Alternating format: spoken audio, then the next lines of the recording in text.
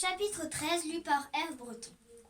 Mais à peine l'aurore commençait à se montrer, comme disent les poètes, sur les balcons de l'Orient, que 5 des 6 chevriers se levèrent, furent appelés Don Quichotte, et lui dirent, s'ils avaient toujours l'intention d'aller voir l'enterrement de Chrysostome, ils étaient prêts à lui tenir compagnie.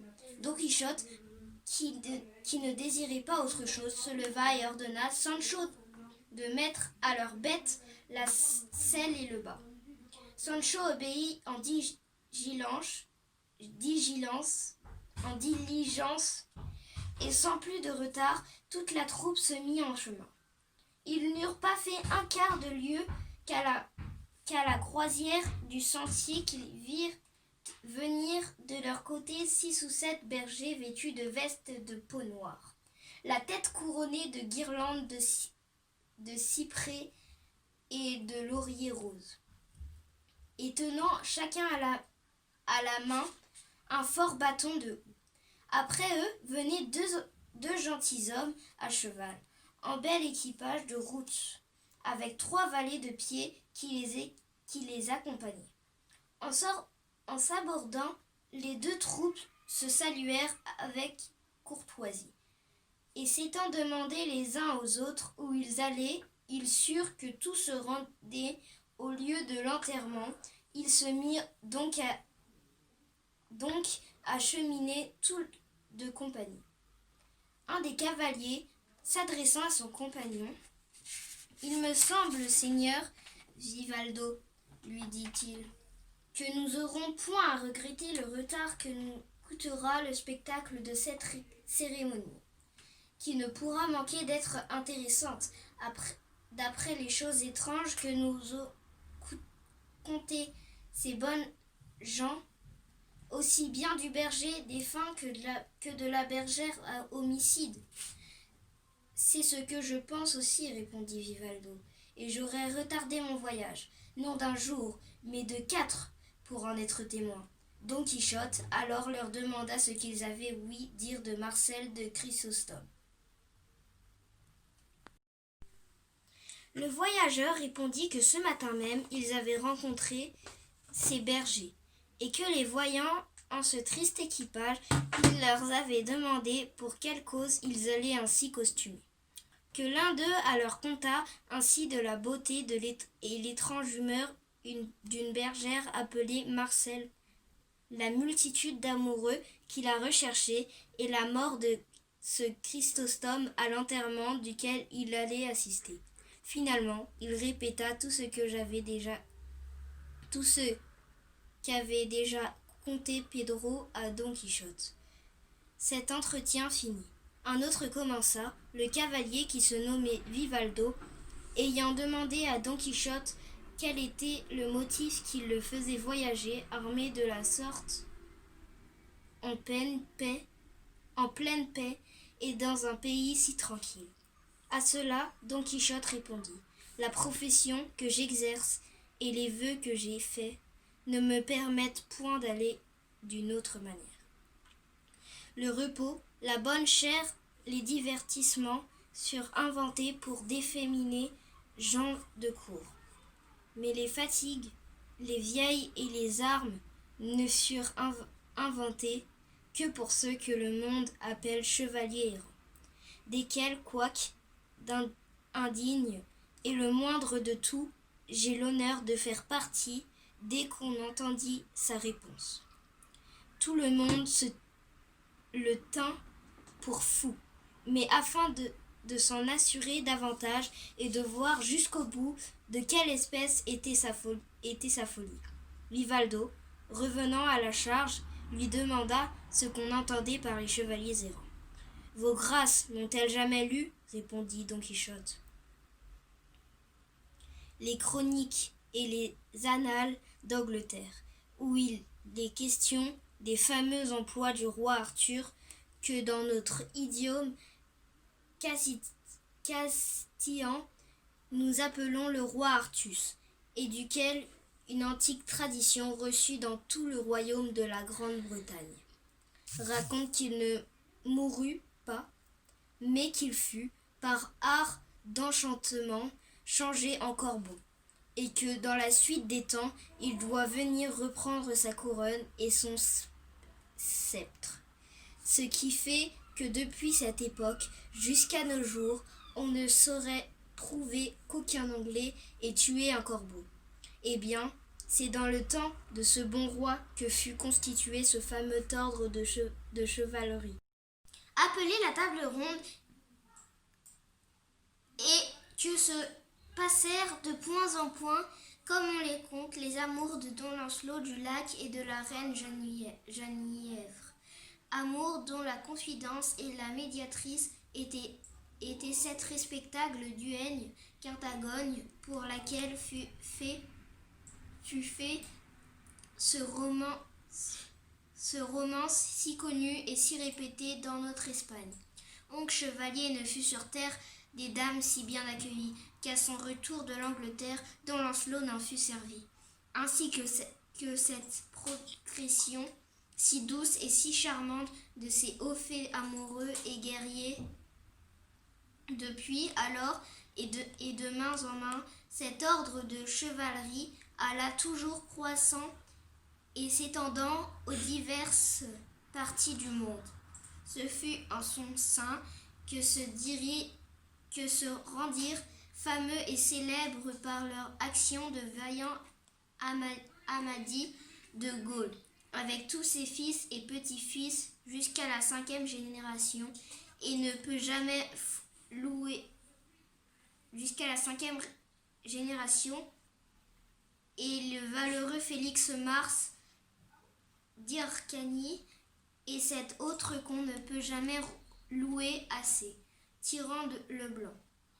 Et qu'enfin presque de nos jours, nous avons vu, entendu et connu l'invincible chevalier Don Bellianis de Grèce. Voilà, Seigneur, ce que c'est que d'être chevalier errant. Voilà de quel ordre de chevalerie je vous ai parlé, ordre dans lequel, quoique pécheur, j'ai fait professant tout ce qu'ont professé les chevaliers dont je viens de faire mention. Voilà pourquoi je vais par ces solitudes et ces déserts, cherchant des aventures bien déterminées, à risquer mon bras et ma vie dans la plus périlleuse que puisse m'envoyer le sort, si c'est au secours des faibles et des affligés. Il n'en fallut pas davantage pour achever de convaincre les voyageurs que Don Quichotte avait le jugement à l'envers et pour leur apprendre de quelle espèce de folie il était possédé, ce qui leur causa le même étonnement qu'à tous ceux qui, pour la première fois, en prenaient connaissance.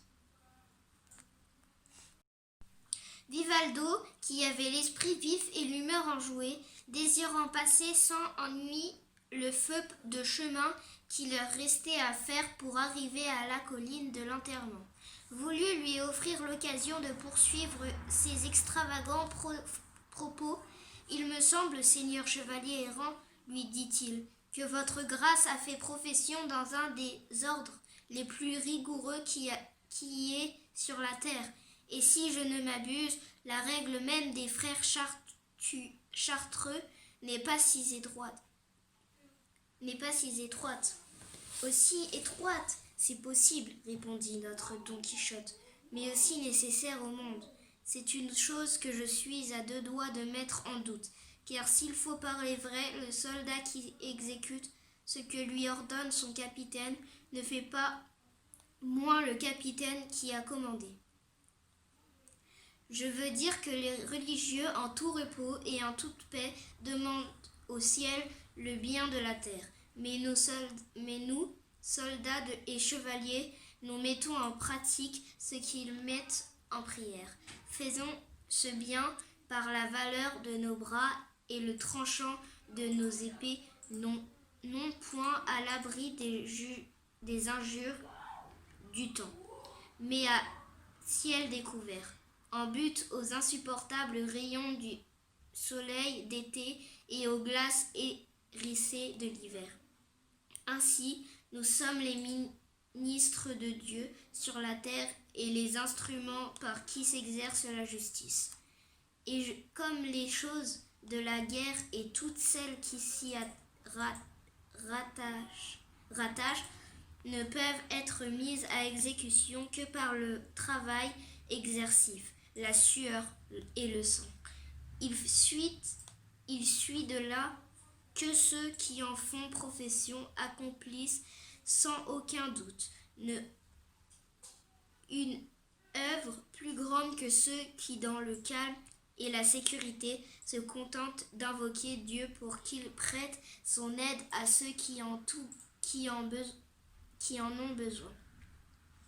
Je ne veux pas dire pour cela, rien n'est plus loin de ma pensée, que l'état de chevalier errant soit aussi saint que celui de moine cloîtré. Je veux seulement inférer des fatigues et des privations que j'en jure qu'il est plus pénible, plus laborieux, plus misérable, plus sujet à la faim, à la soif, à la nudité, à la vermine. Il n'est pas douteux, en effet, que les chevaliers errants, les siècles passés, n'aient éprouvé bien des souffrances dans le cours de leur vie. Et si quelqu'un s'élève par la valeur de leurs bras jusqu'à devenir empereur, il leur a coûté, par ma foi, un bon prix payé en sueur et en sang. Encore si ceux qui montèrent jusqu'à ce haut degré, eussent manqué d'enchanteurs et de sages qui les protégeassent, ils seraient restés bien déçus dans leurs espérances et bien frustrés dans leurs vœux. C'est assurément mon avis, répliqua le voyageur, mais une chose qui parmi beaucoup d'autres me choque de la part des chevaliers errants, c'est que lorsqu'ils se trouvent en occasion d'affronter quelque grande et périlleuse aventure où ils courent manifestement risque de la vie, jamais, en ce moment critique, ils ne se souviennent de recommander leurs âmes à Dieu, comme tout bon chrétien est tenu de faire en leur dame avec autant d'ardeur et de dévotion que s'ils en eussent fait leur Dieu. Et cela, si je ne me trompe, sans quelque peu de paille. Seigneur, répondit Don Quichotte, il n'y a pas moyen de faire autrement, et le chevalier qui ferait autre chose se mettrait dans un mauvais cas. Il est reçu en usage et passé en coutume dans la chevalerie errante, que le chevalier errant qui est en présence de sa dame au moment d'entreprendre quelque grand fait d'armes tourne vers elle amoureusement les yeux, comme pour lui demander par son regard qu'elle le secourt et le favorise dans le péril qui le presse. Et même lorsque personne ne peut l'entendre, il est tenu de murmurer quelques mots entre les dents pour se recommander à elle de tout son cœur, et de cela nous avons dans les histoires d'innombrables exemples. Mais il ne faut pas croire cependant que les chevaliers s'abstiennent de recommander leurs âmes à Dieu. Ils trouveront temps et lieu pour le faire pendant la besogne. Avec tout cela, expliqua le voyageur, il me reste un scrupule. J'ai lu bien des fois que deux chevaliers errants en viennent aux gros mots et de parole en parole, voilà que leur colère s'enflamme, qu'ils font tourner leurs chevaux pour prendre du champ et que tout aussitôt, sans un autre forme de procès, ils reviennent se heurter à bride abattue, se recommandant à leurs dames au milieu de la carrière. Et ce qui arrive le plus ordinairement de ces rencontres, c'est que l'un des chevaliers tombe à bas de son cheval, percé d'autre en autre par la lance de son ennemi, et que l'autre, à moins de s'empoigner au crin, descendrait aussi par terre. Or, comment le mort a-t-il eu le temps de recommander son âme à Dieu dans le cours d'une besogne si vite expédiée? Ne voudrait-il pas mieux que les paroles qu'ils emploient pendant la course à se recommander à sa dame fussent employées à ce qu'il tenu de faire comme bon chrétien? D'autant plus que j'imagine, à part moi, que les chevaliers errants n'ont pas toutes des dames à qui se recommander, car enfin ils ne sont pas tous amoureux. Cela peut-être, s'écria Don Quichotte. Que je dis que cela ne peut être, et qu'il est impossible qu'il y ait un chevalier errant sans dame. Pour eux tous, il est aussi bien de nature et d'essence d'être amoureux pour le ciel, d'avoir des étoiles. À coup sûr, vous n'avez jamais vu d'histoire où se rencontre un chevalier errant sans amour, car par la raison même qu'il n'en aurait point, il ne serait pas tenu pour légitime chevalier, mais pour bâtard, et l'on dirait qu'il est entré dans la forteresse de l'ordre, non par la grande porte, mais par-dessus les murs, comme un larron et un brigand.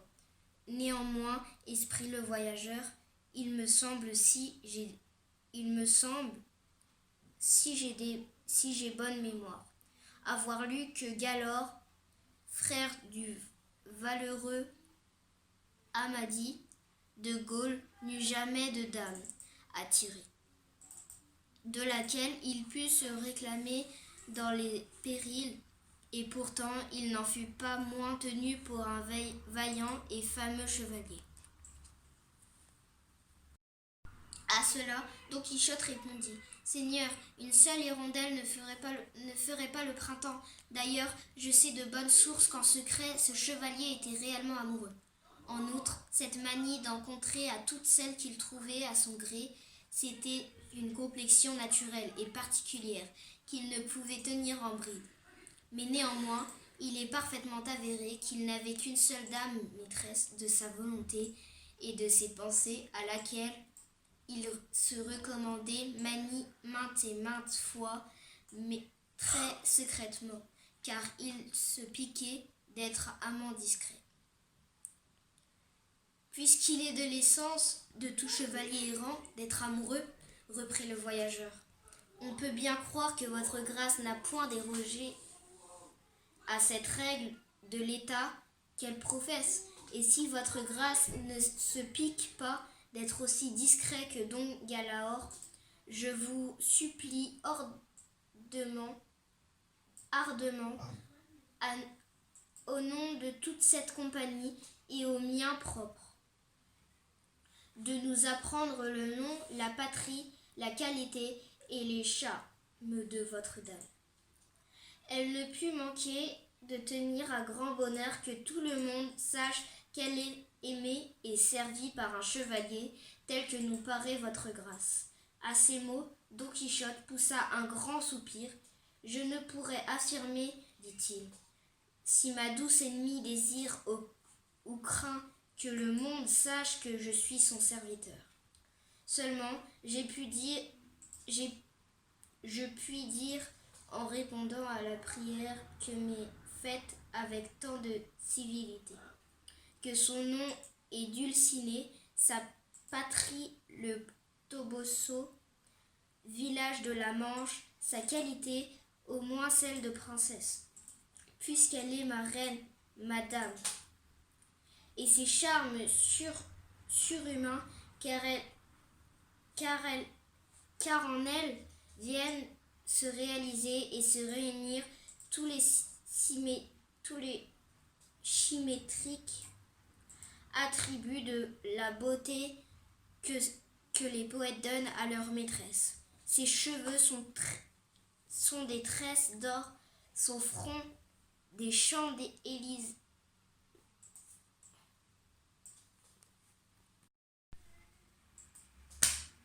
Élyséen, ses sourcils des arcs-en-ciel, ses yeux des soleils, ses joues des roses, ses lèvres du corail, ses dents des perles, son cou de l'albâtre, son sein du marbre, ses mains de l'ivoire, sa blancheur celle de la neige, et ce que la pudeur cache au regard des hommes est telle.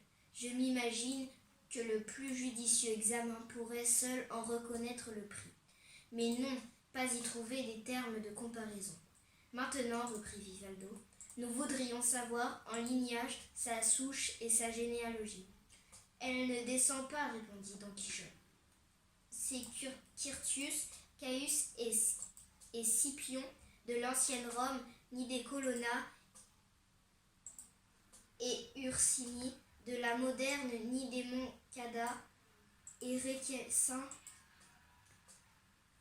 de Catalogne, ni des Ribella et Villanova et Valence, ni des Palafox, Nusa, Rocaberti, Corella, Luna, Alagon, Urea, Foz et Guria d'Argon, ni des Cerda, Manrique, Mendoza et Guzman de Castille, ni des Alencatro, Pala et Ménécé de Portugal.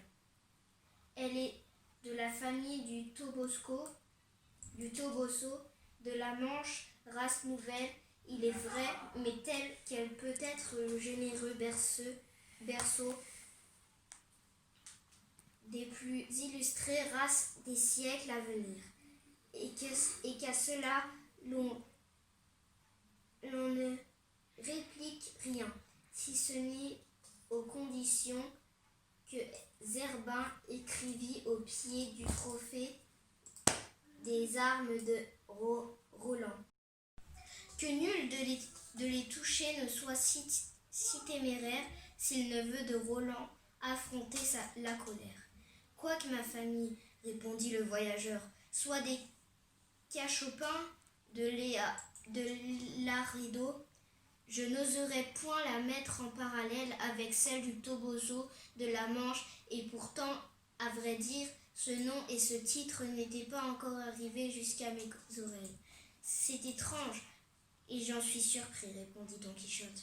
Cet entretien, les deux interlocuteurs, tous les autres l'écoutaient avec une grande attention, si bien que les chevriers et les bergers au même reconnurent le vide qu'il y avait dans la cervelle de notre héros. Le seul Sancho Panza s'imaginait que tout ce que disait son maître était pure vérité, et cela parce qu'il savait que de longue main quel homme était, l'ayant connu depuis sa première enfance. Si pourtant quelque chose éveillait ses doutes et lui semblait difficile à croire, c'était cette invention de la charmante Dulcinée du Toboso. Car demeurant si près de ce village, jamais il n'avait eu connaissance de tel nom ni de telle princesse. Ils cheminaient discourant ainsi quand ils virent descendre par un ravin creusé entre deux hautes montagnes une vingtaine de bergers, tous vêtus de longues vestes de laine noire et couronnés de guirlandes, qu'ensuite on reconnut les unes d'ifs, les autres de cyprès. 6 d'entre eux portaient un brancard couvert d'une infinité de fleurs et de branches vertes. En les apercevant, un des chevriers s'écria : Voici venir ceux apercevant Voici venir ceux qui apportent le corps de Chrysostome, et c'est au pied de cette montagne qu'il a ordonné qu'on l'enterra. Cela fit hâter la Manche, et toute la troupe arriva au moment où les autres avaient déjà déposé leurs brancards à terre et où 4 d'entre eux s'occupaient avec des pieux aigus à creuser la sépulture au pied d'une roche vive. Ils s'abordaient courtoisement les uns les autres, puis les saluts échangés, Don Quichotte et ceux qui l'accompagnaient se mirent à considérer le brancard sur lequel était étendu, tout couvert de fleurs, un cadavre vêtu en berger auquel on pouvait donner 30 ans d'âge. Quoique mort, il montrait d'avoir été pendant la vie de belles tournures et de beaux visages. Autour de lui et sur le brancard même on avait placé quelques livres et plusieurs papiers ouverts ou pliés. Ceux qui l'examinaient, comme ceux qui creusaient la fosse et tous les autres assistants, gardaient un merveilleux silence. Enfin, l'un de ceux qui l'avaient apporté dit à l'un de ses compagnons: « Regarde, Ambroisie, si c'est bien là l'endroit qu'a désigné Chrysostome. Puis que tu veux si ponctuellement accomplir ce qu'il a ordonné dans son testament. » « C'est bien là, répondit Ambroise, car mon malheureux ami, 100 fois mis à compter sa déplorable histoire. C'est là, m'a-t-il dit, qu'il vit pour la première fois, cette mortelle ennemie du genre humain, là que pour la première fois, il lui déclara son amour aussi pur que passionné, là enfin que Marcel acheva de le désespérer par son indifférence et ses dédains, et l'obligea de mettre une fin tragique au misérable drame de sa vie. C'est là qu'en souvenir de tant d'infortunes, il a voulu qu'on le déposât dans le sein d'un éternel oubli. Se tournant alors vers Don Quichotte et les voyageurs, il continua de la sorte: « Ce corps, Seigneur, que vous regardez avec des yeux attendris, ce fut dépositaire d'une âme en qui le ciel avait mis une grande partie de ses plus riches dons. C'est le corps de Chrysostome, qui fut unique pour l'esprit et pour la courtoisie, extrême pour la grâce et la noblesse, phénix en amitié, généreux et magnifique sans calcul, grave en présomption, joyeux en futilité, ni bassesse. Finalement, le premier en tout ce qui s'appelle être bon, et sans second en tout ce qui s'appelle être malheureux. Il aima et fut haï. Il adora, se fut dédaigné. Il voulut adoucir une bête féroce, attendrir un marbre, poursuivre le vent, se faire entendre du désert. Il servit enfin l'ingratitude et le prix qu'il en reçut, ce fut d'être la proie de la mort au milieu du cours de sa vie, à laquelle il mit fin, une bergère qu'il voulait faire vivre éternellement dans la mémoire des hommes. C'est ce que prouveraient au besoin ces papiers sur lesquels vous portez les regards s'il ne m'avait enjoint de se livrer au feu dès que j'aurais livré son corps à la terre. Mais seigneur, reprit Vivaldo, ce serait les traiter avec plus de rigueur et de cruauté que leur auteur lui-même. Il n'est juste ni raisonnable d'exécuter à la lettre la volonté de celui qui commande les choses, hors de toute raison. Qu'aurait fait Auguste s'il eût consenti qu'on exécutât ce qu'ordonnait par son testament de divin chante de Mantoue. Ainsi donc, Seigneur Ambroise, c'est assez de donner le corps de votre ami à la terre. Ne donnez pas encore les œuvres à l'oubli. Ce qu'il ordonna en homme outragé, ne l'accomplissez pas en instrument aveugle. Au contraire, en rendant la vie à ses écrits, rendez-la de même pour toujours la cruauté de Marcel, afin que dans les temps à venir, elles servent d'exemple aux hommes pour qu'ils évitent de tomber dans le semblable abîme. Nous savons en effet, nous tous qui vous entourons, l'histoire des amours et du désespoir de votre ami. Nous savons l'affection que vous lui prôtiez, la raison de sa mort et ce qu'il ordonna en mettant fin à sa vie. Et de cette lamentable histoire, nous pouvons inférer combien furent grand amour de Chrysostome, la cruauté de Marcel, la foi de votre amitié, et quel terme fatal attend ce qui, séduit par l'amour, se précipite sans frein dans le sentier de perdition où il les entraîne. Hier au soir, en apprenant la mort de Chrysostome, nous avons su que son enterrement devait se faire en cet endroit et non moins rempli de compassion que de curiosité. Nous avons résolu de quitter notre droit chemin pour venir voir nos propres yeux ce dont le seul récit nous avait si vivement touchés. Pour prix de cette compassion et du désir que nous avons formé de remédier, si nous avions pu, à cette infortune, nous vous prions au discret Ambroise. Et moi, au moins, je vous supplie que renonçant à brûler ces écrits, vous m'en laissiez enlever quelques-uns. Sans attendre la réponse du berger, Vivaldo étendit la main et saisit quelques papiers de ceux qui se trouvaient le plus à sa portée.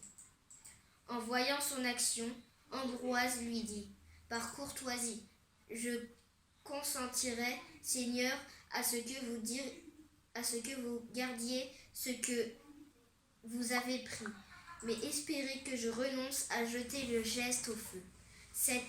C'est une espérance vaine. Vivaldo, qui brûlait de savoir ce que contenaient ces papiers, en ouvrit un précipitamment et vit qu'il avait pour titre « Chant de désespoir ». Quand Ambroisie l'entendit citer, « Voilà, s'écria-t-il, les derniers vers qu'écrivit l'infortuné. Et pour que vous voyiez, Seigneur, en quelle situation l'avait réduit sa disgrâce, lisez-les de manière à ce que vous soyez entendus. Vous en aurez bien le temps, pendant qu'on achèvera de creuser la tombe. C'est ce que je ferai de bon cœur, répondit Vivaldo. Et comme tous les assistants partageaient son envie, ils se mirent en cercle autour de lui, et voici ce qu'il leur lut d'une voix haute et sonore.